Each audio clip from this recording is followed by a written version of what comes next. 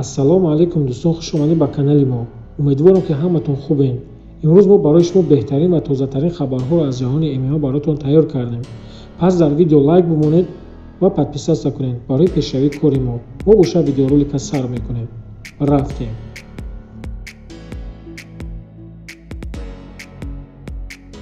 қаҳрамони собиқи UFC дар ду вазн Конор Макгрегор гуфт: агар мо дар Абу-Даби дар меҳмонхонае ки Ҳабиб қарор дорад ман аз пешаш бароям, чӣ мешавад?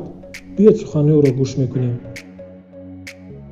Ҳамаи ин чорабиниҳо соли 2018 рух дода буд ва ҳоло соли 2021 аст. Агар мо вохӯрем, пас ҳеҷ мушкиле нахоҳад буд ва агар Ҳабиб давиданашро идома диҳад, мо мебинем ва ман фарқ надорад ки Ҳабиб чӣ мехоҳад.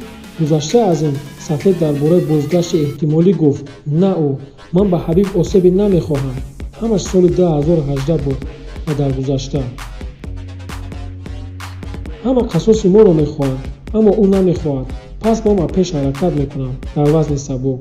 ман ба ҷаҳониё нишон медиҳам ки воқеан киҳо ҳастанд. ман аз мубориза бо дастин пора оғоз мекунам, гуфт Конор дар як нишасти матбуотӣ. хотиррасон мекунам ки муҳорибаи Дастин ва Конор рӯзи 23 январ дар турнири UFC 257 дар шаҳри Абу-Даби баргузор мегардад. Ки ғолиби ин ҷанг мешавад, ҳатман фикротон дар комментария нависед.